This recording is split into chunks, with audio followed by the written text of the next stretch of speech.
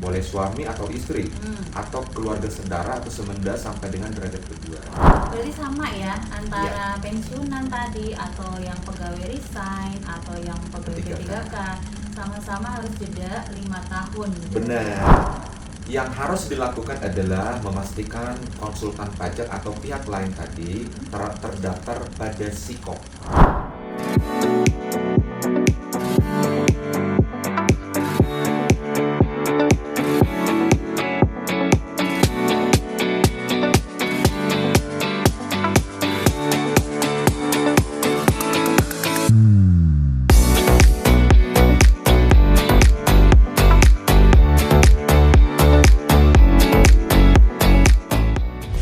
Assalamualaikum warahmatullahi wabarakatuh. Ke Bandung naik becak. Selamat bergabung di Bijak Bincang Pajak Kanwil DJP Jakarta Utara. Hai Sobat Bijak, selamat pagi dan salam sejahtera untuk kita semua. Apa kabar kawan pajak hari ini? Semoga Sobat Bijak dimanapun berada selalu dalam keadaan sehat dan semangat tentunya ya Bang ya. Oke, terima kasih yang sudah bergabung di Bijak Bincang Pajak Kanwil DJP Jakarta Utara yang kali ini bersama saya Ratri, penyuluh Kanwil DJP Jakarta Utara. Dan tentunya saya tidak sendiri, saya sudah bersama dengan narasumber kita yaitu Bang Acen. Bagaimana Bang Acen kabarnya hari ini? Luar biasa. Semangat dong. Ya, semoga Sobat Bijak juga luar biasa ya, Yes, Ratri ya. Betul. Nah, baik seperti biasanya di Bincang Pajak kali ini selama kurang lebih 30 menit ke depan, kami akan menemani Sobat Bijak semua untuk menyampaikan materi yang lagi hangat nih Bang Acen ya. Sangat penting dan untuk disampaikan ke Sobat Bijak semua ya. Iya. Oke, nah apa itu ya?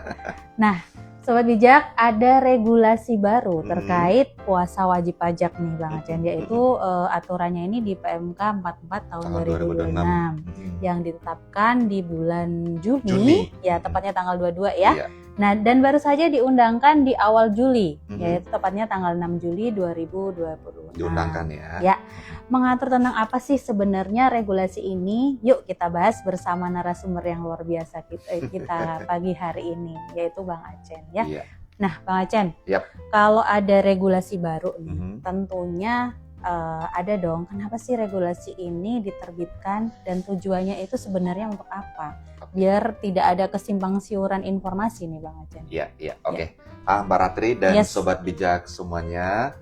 Jadi seperti tadi disampaikan oleh Mbak Ratri ya, pastinya peraturan Menteri Keuangan ini adalah latar belakangnya ya, kenapa ini diterbitkan ya. Yang pertama itu adalah untuk menindaklanjuti amanah di pasal 44E ayat 2 huruf D Undang-Undang KUP ya, nomor 6 tahun 2023 ya. Nah, di sana diamanatkan pengaturan lebih lanjut mengenai kuasa di bidang perpajakan. Nah, Sobat Bijak, yang kedua, memberikan kepastian hukum, kesetaraan, dan kemudahan bagi wajib pajak dalam menunjuk kuasa untuk menjalankan hak dan memenuhi kewajiban perpajakan Sobat Bijak. Dan yang terakhir adalah diperlukan pengaturan yang lebih jelas terkait pihak-pihak siapa saja yang dapat ditunjuk sebagai seorang kuasa wajib pajak yang mungkin selama ini belum diatur di PMK 229 tahun 2014. Oke, berarti itu PMK lama ya? Ya, yang sebelumnya ya. Dan sebagaimana kita tahu setelah adanya putusan Mahkamah Konstitusi nomor 63 tahun 2017. Nah, sedangkan tadi kita sudah berbicara latar belakangnya, ini ada tujuannya nih. Tentu ada tujuannya dong. Ada tujuannya Sobat Bijak. Yang pertama, PMK itu mengatur pihak yang dapat menjadi kuasa wajib pajak beserta apa saja persyaratan yang harus dipenuhi. Yang kedua, mengatur tata cara pemberian, pelaksanaan, dan kapan berakhirnya kuasa secara lebih sederhana, terdokumentasi, dan terintegrasi dengan sistem administrasi DJP. Karena sekarang udah menggunakan Cortex. Iya, jadi harus terintegrasi. Lanjut. Selanjutnya, pastinya untuk memperkuat integritas dan profesionalisme kuasa dalam melaksanakan hak dan memenuhi kewajiban perpajakan wajib pajak. Nah, yang terakhir nih Mbak Ratri dan Sobat Bijak. Yang pasti untuk memberikan perlindungan hukum bagi wajib pajak, kuasa, dan institusi Direktorat Jenderal Pajak melalui pengaturan hak, kewajiban, serta mekanisme pengawasan terhadap kuasa di bidang perpajakan yang lebih jelas. Oke, sudah sangat clear ya. Berarti latar belakang dan tujuannya sudah dijelaskan oleh Bang Acen. Lalu apa sebenarnya pengertian dari kuasa wajib pajak ini Bang Acen? Dan siapa saja yang bisa ditunjuk sebagai kuasa? Iya, Mbak Ratri dan Sobat Bijak, kuasa wajib pajak itu adalah pihak yang ditunjuk oleh wajib pajak secara khusus. Nah, ini kita highlight secara khusus ya. Yes. Untuk melaksanakan hak dan kewajiban perpajakan tertentu. Ya. Oke. Nah, sementara pihak yang dapat ditunjuk sebagai kuasa wajib pajak itu ada tiga garis besarnya. Yang satu, konsultan pajak. Ya. Oke. Jelas ini ya. Ini udah pasti seseorang yang memiliki izin konsultan pajak ya untuk memberikan jasa perpajakan terhadap termasuk menjadi kuasa wajib pajak. Oke. Nah, kompetensinya harus dibuktikan yaitu dengan izin konsultan pajak. Oke, berarti tidak sembarangan mengaku-ngaku sebagai konsultan pajak. Harus ada surat izinnya. Iya. Oke. Jadi berdasarkan kompetensinya ya. Oke, lanjut. Nah, yang kedua, ada yang kita sebut dengan pihak lain. Siapapun selain konsultan pajak yang di poin 1 dan keluarga yang setara atau semenda 2 derajat ya, yang memiliki surat keterangan terdaftar. Nah, jadi kalau di poin 2 ini kompetensinya dibuktikan dengan SKD. Surat keterangan terdaftar atau SKD. Oke. Terus yang ketiga ada keluarga, boleh suami atau istri, atau keluarga saudara atau semenda sampai dengan derajat kedua. Nah, ini tidak wajib memiliki kompetensi karena itu bagian dari anggota keluarga, tapi membutuhkan surat kuasa khusus. Jadi tadi ya ada tiga yang bisa ditunjuk sebagai kuasa wajib pajak. Nah, ada yang menarik nih Bang Acen. Tadi Bang Acen menyebutkan salah satunya itu ada kuasa wajib pajak ini, salah satunya adalah pihak lain ya. Ya, pihak lain. Bisa nggak sih kita nih misalkan sudah pensiun atau ada teman kita yang resign, bisa nggak sih jadi kuasa wajib pajak? Ini khusus pegawai Kemenkeu ya. Oke. Ini menarik nih Sobat Bijak ya. Karena kita ada ya. Kita kebetulan orang Kemenkeu nih. Yes. Nah, pertanyaannya gimana kalau misalnya kita udah pensiun ya? Diatur juga ya di PMK ini. Jawabannya itu sangat bisa. Tapi harus Tapi memenuhi ketentuan di PMK 44 ini. Karena ada ketentuannya. Klausulnya ya. Iya.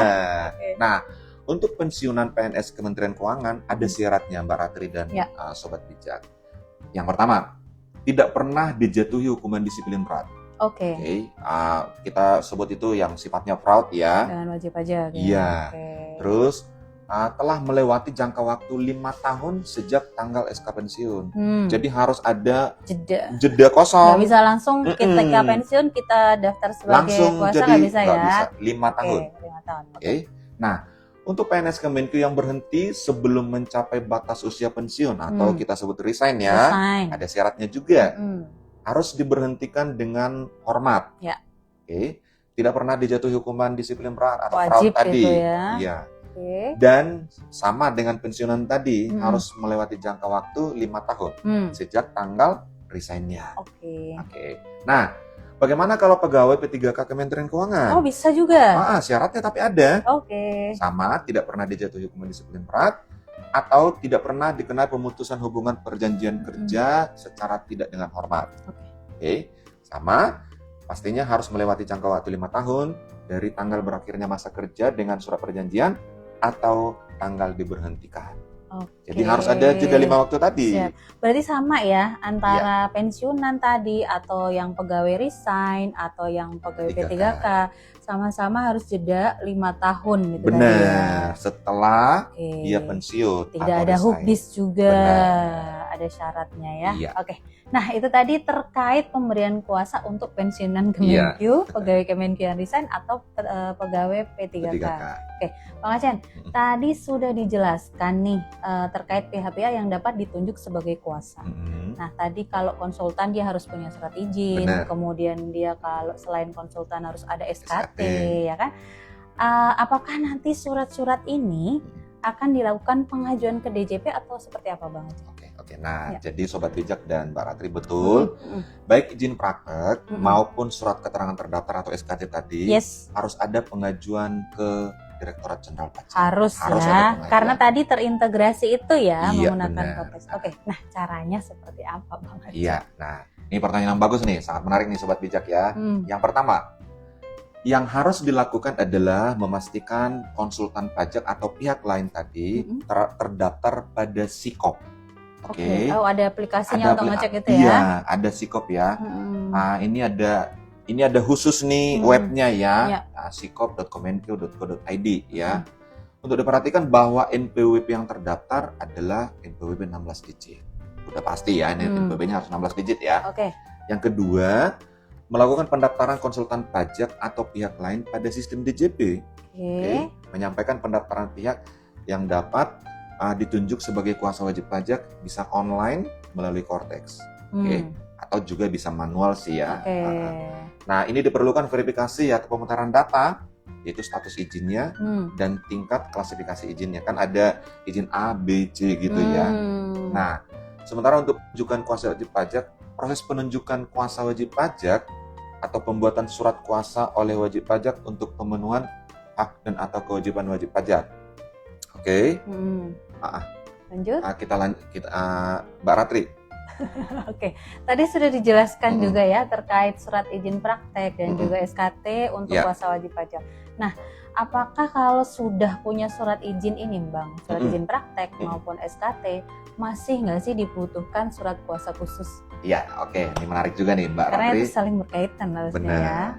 Sobat bijak semua. Nah, seperti yang sudah kita jelaskan tadi, bahwa kuasa wajib pajak adalah pihak yang ditunjuk oleh wajib pajak, ya, secara khusus nih ya, untuk melaksanakan hak dan kewajiban perpajakan tertentu. Nah, karena atas dasar memberikan kuasa, maka sudah pasti perlu surat kuasa khusus. Lalu apakah bagaimana cara pengajuannya nih, Bang Achan? Kemudian ketentuannya seperti apa?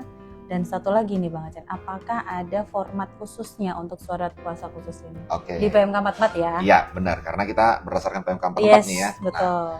Jadi kalau untuk pengajuan tentu diajukan ke DJP ya, secara online melalui Cortex ataupun offline, boleh datang langsung ke KPP atau KP2KP. Nah, ketentuannya adalah ini hanya berlaku untuk satu orang kuasa hak kewajiban sesuai surat kuasa khusus.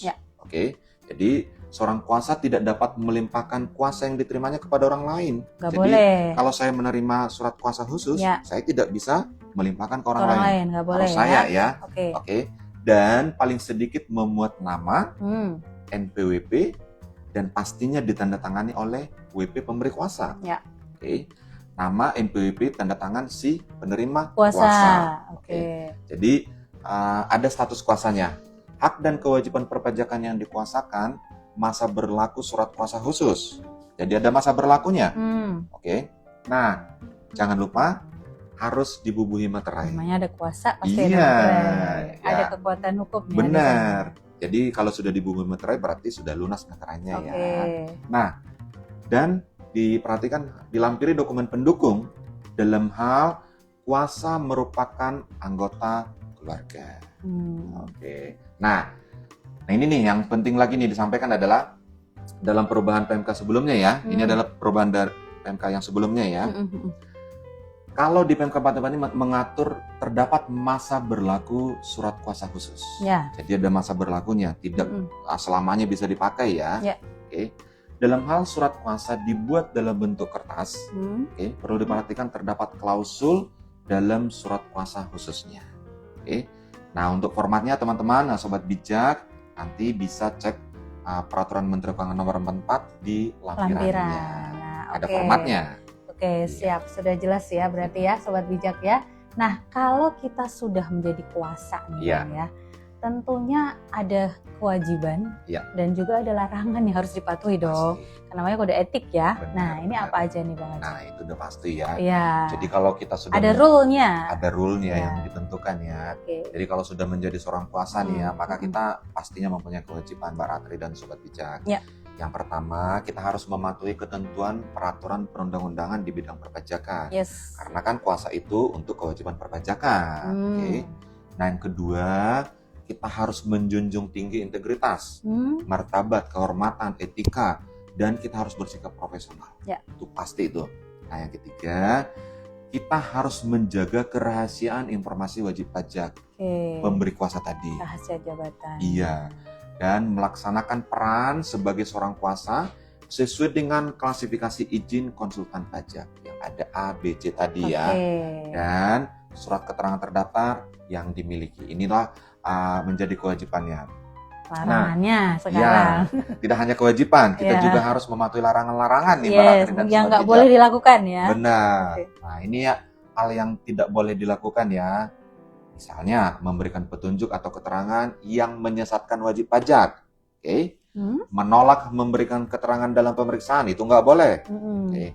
Tidak memberi kesempatan kepada pemeriksa pajak untuk memasuki. Jadi kalau melarang-larang pemeriksa pajak untuk memasuki ruang ketika ada pemeriksaan ya, itu juga nggak boleh. Menghalang-halangi nggak boleh ya. Tidak memberi kesempatan kepada pemeriksa pajak untuk mengakses data elektronik sesuai dengan surat permintaan gitu ya. Kalau kita batasi itu juga nggak boleh. Nggak boleh. Tidak memberikan seluruh buku, catatan atau dokumen ketika pemeriksa mengajukan surat peminjaman dokumen ya. Si kuasa itu tidak boleh membatasi apa saja yang harus diberikan. Oke.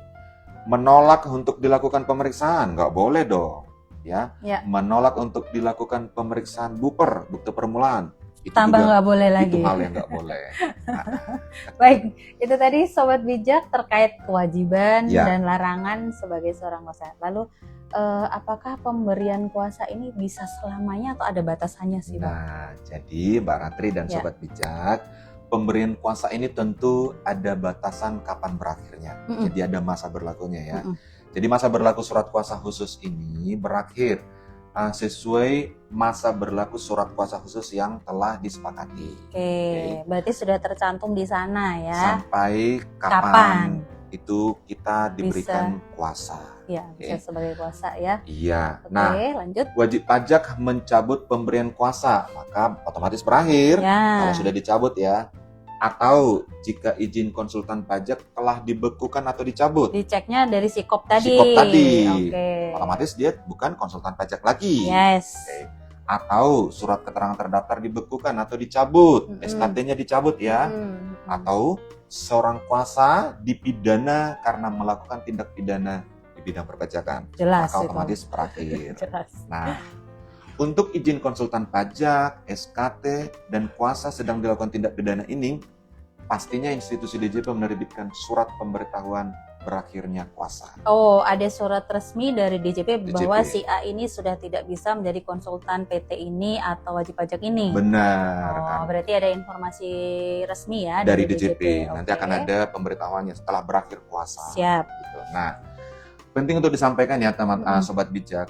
Kita harus memastikan konsultan pajak atau pihak lain masih terdaftarkah pada aplikasi Sikop dengan status yang sesuai. Jadi tolong nanti Sobat Bijak cek di web sikop.kemenkyu.go.id.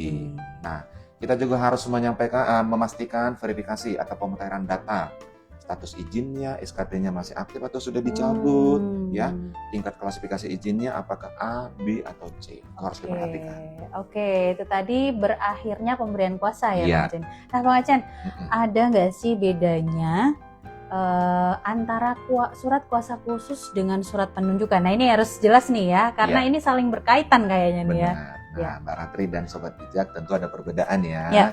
Nah, kita berbicara surat kuasa khusus, ya. Ini diberikan dari wajib pajak atau wakil wajib pajak kepada konsultan pajak atau pihak lain atau keluarga ya. Oke. Untuk pelaksanaan hak dan pemenuhan kewajiban tertentu WP. Oke. Dan terdapat persyaratan tertentu yang harus dipenuhi. Ini untuk surat kuasa khusus. Oke. Nah, kalau surat penunjukan ini diberikan dari seorang kuasa yang telah ditunjuk kepada pegawainya. Jadi saya telah menerima kuasa dan saya yang menunjuk pegawai saya. Jadi tidak memungkinkan kalau ada wajib pajak memberikan surat kuasa khusus ke Bang Acen. Bang Acen nggak bisa memberikan surat kuasanya lagi ke yang lain. Namanya surat penunjukan. Nggak boleh untuk pemenuhan kewajiban perpajakan. Tidak boleh. Nah, ini relate banget nih Bang Acen. Ada yang bertanya nih. Nggak apa-apa ya, karena ini kayaknya berkaitan nih pertanyaannya. Nah, dari rintik.masalalu, aduh namanya ya. Saya ingin bertanya, saat kita memberikan kuasa kepada konsultan, tapi konsultan tersebut menguasakan kembali ke anggota atau bawahannya, apakah dimungkinkan? Nah, ini udah ada jawaban. Nah, kebetulan nih di momen kita menjawab ini ya. Iya, makanya saya langsung aja nih. Nah, seorang kuasa yang telah ditunjuk ya, yang telah menerima kuasa, maka dia boleh menunjuk pegawainya. Itu disebut dengan surat penunjukan. Jadi bukan surat kuasa, bukan beda surat ya. Kuasa lagi. Beda ya. Nah, terbatas untuk menerima atau menyampaikan dokumen tertentu. Oke. Jadi bukan sebesar hak dan atau kewajiban surat kuasa tadi. Oke. Jadi kalau disebut surat penunjukan itu terbatas. Siap. Hanya untuk menerima atau menyampaikan dokumen tertentu. Jadi tidak dimungkinkan sesuai pertanyaan ini menguasakan lagi. Nggak bisa ya. Oke, sudah clear ya untuk Sobat Bijak rintik.masalah. Iya. Namanya seru. Menarik tapi ya. Iya. Pas banget ya. Iya. Oke. Siap. Nah, jadi sudah clear ya Sobat Bijak ya bahwa antara surat kuasa khusus dengan surat penunjukan itu hal yang berbeda. Oke, ada batasan-batasannya ya Bang ya. Nah, Bang Acen, terkait surat kuasa ini kan pasti banyak wajib pajak yang sudah mempunyai surat kuasa sebelum diterbitkan PMK 44 ini ya kan? Pasti. Betul kan ya? Nah, bagaimana perlakuannya ketika kita sudah punya surat kuasa khusus tadi sebelum PMK ini terbit? Apakah otomatis tidak berlaku lagi atau seperti apa ketentuannya Bang Acen? Oke. Ini pasti pertanyaan Sobat Bijak seperti itu ya. Iya, karena kan diterbitkannya kan di pertengahan tahun 2026 nih Bang Acen. Benar. Ya? Nah, jadi sampai dengan 31 Desember 2026, seseorang selain konsultan pajak yang memiliki sertifikat private atau ijazah pendidikan formal di bidang perpajakan dari perguruan tinggi ya, tapi statusnya harus terakreditasi. Ada minimal D3 ya, masih dapat ditunjuk sebagai seorang kuasa. Tapi sampai 31 Desember 2026. Nah, penunjukan kuasa tersebut dilakukan melalui surat kuasa khusus yang dibuat dalam bentuk kertas dan dilampiri fotokopi sertifikat private atau fotokopi ijazahnya. Oke, jadi masih bisa berlaku sampai dengan 31 Desember. Benar, akhir tahun ini ya. Iya, 2026. Benar. Harus digarisbawahi. Iya. Nah, Bang Acen, di Undang-Undang KUP sendiri kan mengatur pelaksanaan hak dan pemenuhan kewajiban perpajakan dilakukan oleh wakil wajib pajak atau kuasa, ya kan? Nah, tadi terkait kuasa sudah dijelaskan secara gamblang oleh Bang Acen, benar ya, dengan sangat detail. Nah, kalau wakil wajib pajak ini siapa sih sebenarnya? Baik, ini menarik kan nih. Ada kuasa, ada wakil. Nah, ini harus dijelaskan nih Bang Acen. Menarik nih Mbak Ratri dan Sobat Bijak. Siap.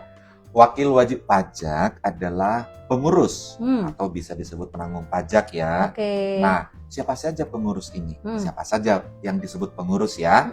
Nah, ini adalah wakil dari wajib pajak badan yang tanpa memerlukan surat kuasa khusus. Atau orang-orang yang mempunyai kewenangan menentukan kebijakan perusahaan. Atau orang-orang yang secara nyata mempunyai kewenangan memberikan keputusan dalam perusahaan itu. Atau orang-orang yang berhak menandatangani kontrak kerjasama dengan pihak ketiganya, atau orang-orang yang berwenang menandatangani cek, atau komisaris yang memegang saham mayoritas. Itulah yang disebut dengan wakil wajib pajak. Nah, beda ya, secara formal, pengurus adalah orang-orang yang namanya tercantum dalam akta pendirian perusahaan maupun akta perubahan. Jadi, yang saya sebutkan tadi dapat melaksanakan seluruh hak dan kewajiban perpajakan wajib pajak badan yang tadi itu orang-orang itu. Sudah sangat clear ya. Itu tadi Sobat Bijak penjelasan terkait wakil wajib pajak atau pengurus. Lalu Bang Acen misalkan nih, karena tadi Bang Acen sudah menjelaskan wakil itu seperti apa. Misalkan nih ada karyawan perusahaan yang memang sudah sangat loyal nih di perusahaan tersebut dan mengetahui seluk-beluk perusahaan tersebut. Dikatakan dia sebagai seorang kepercayaan lah ya di perusahaan tersebut ya. Nah, apakah bisa ini disamakan kedudukannya dengan dengan wakil tadi ya, pengurus tadi? Pengurus tadi ya. Nah, ini menarik juga nih Mbak Ratri dan Sobat Bijak. Pertanyaan yang bagus sekali nih ya. Jadi Sobat Bijak, semua pengurus ini tidak sama dengan karyawan. Jadi karyawan tidak sama dengan pengurus. Berdasarkan pasal 32 ayat 2 Undang-Undang KUP ya, ini ada aturannya. Pengurus yang merupakan wakil wajib pajak bertanggung jawab secara renteng atas pembayaran pajak yang terutang. Makanya disebut penanggung pajak. Nah, sedangkan karyawan yang bukan merupakan pengurus tidak bisa melewati kewenangan pengurus. Itu udah pasti. Jelas ya. Iya, jadi kalaupun dia punya surat kuasa khusus, itu hanya sebatas kewenangan yang tercantum dalam surat kuasa tersebut. Udah clear. Jadi tidak boleh melewati kewenangan pengurus. Yes, kayaknya kita harus lihat lagi nih, Bang Acen, ada nggak komen-komen? Kayaknya udah nggak ada lagi nih Bang Acen, karena udah sangat jelas nih Bang Acen menyebutkan aturan-aturan tentang kuasa pengurus di PMK 44 ya. Seru sekali nih ya Bang Acen ya pembahasan kita hari ini ya. Iya. Nah Bang Acen sudah sangat komprehensif nih ke Sobat Bijak semua menjelaskan terkait kuasa ini. Sampai nggak terasa nih Bang Acen ya, 30 menit kita sudah nggak terasa ya? Iya, kurang lebih 30 menit kita sudah menemani Sobat Bijak semua untuk membahas terkait PMK 44 ini, yaitu tentang kuasa wajib pajak. Jadi kalau boleh ditarik kesimpulan nih dari beberapa yang dijelaskan oleh Bang Acen tadi, ada 3 hal penting ya Bang Acen. Ya, yang pertama, kuasa wajib pajak ini ada 3 ya Sobat Bijak. Pertama adalah konsultan pajak, kemudian pihak lain dan juga keluarga. Ini bisa dijadikan sebagai kuasa wajib pajak. Nah untuk menjadi seorang kuasa ini, kalau dia seorang konsultan, dia harus mempunyai kompetensi khusus. Ya, dan memenuhi syarat sesuai dengan yang diatur di PMK 44. Sudah jelas ya.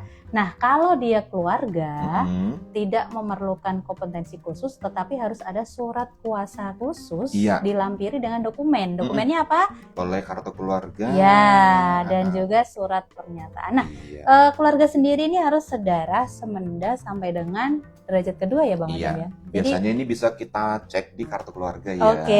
Siap. Nah, kemudian yang ketiga nih ya, antara pengurus atau wakil wajib pajak ini dan kuasa ini jelas berbeda ya Bang Acen ya.